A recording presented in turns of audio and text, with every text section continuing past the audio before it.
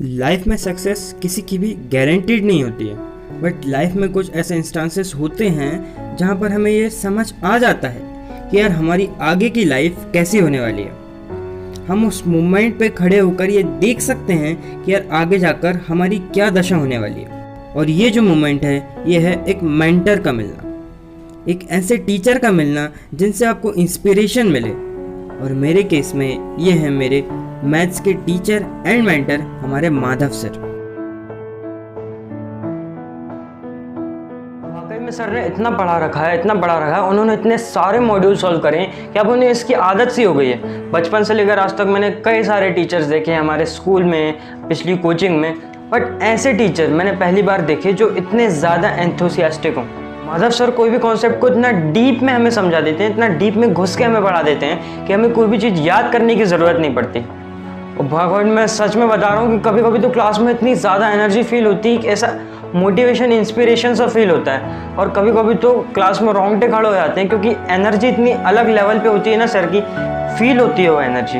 And sir thank you from the bottom of my heart for all the efforts you are putting for us sir. एक honest बात आपसे और कहना चाहता हूँ कि सर फर्स्ट से लेकर 10th तक मैंने 10 सालों में इतना ज़्यादा कुछ नहीं सीखा जितना मैंने अभी कुछ महीनों में सीख लिया है आपसे।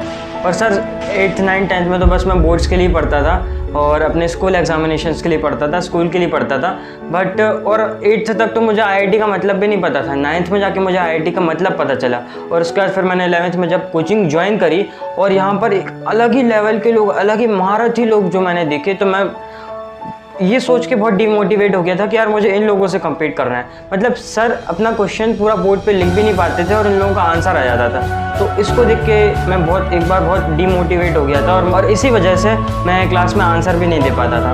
और जब ये सब चल रहा था तो एक बार मेरे टेस्ट में 14 मार्क्स आ गए और उसे देखकर तो मैं और भी ज़्यादा डिमोटिवेट हो गया था। मैं बहुत दुखी हो गया था कि यार मेरे कभी भी इतने कम मार्क्स नहीं आए और ये 14 मार्क्स कैसे आ गए।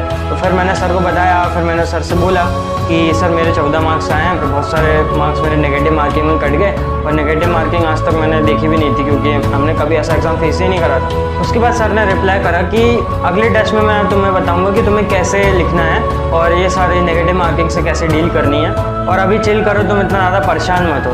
तो उस मैसेज को पढ़कर सर का और मैं इतना ज़्यादा खुश हो गया था कि देखो हमें कई सालों बाद पहली बार ज़िंदगी में कुछ ऐसे टीचर मिले जो सिर्फ टीचर नहीं है, एक मेंटर है। वो एक टीचर होते हैं जो इमोशनल लेवल पे कनेक्ट हो पाते हैं, वो वाले टीचर हमारे माधव सर हैं, जो हमें सिर्फ पढ़ाते नहीं है कॉन्सेप्ट, वो हमें ऐसा इमोशनल सपोर्ट भी देते हैं। इस इंसिडेंट के बाद मैं थोड़ा क्लास में कॉन्फिडेंटली बैठ पाता था, क्लास अटेंड करने के लिए, और मैं क्लास में अच्छे से ध्यान भी दे पाता था। और उसके बाद फिर मेरे ग्रेजुअली मार्क्स इंक्रीज़ हुए हर एक टेस्ट में।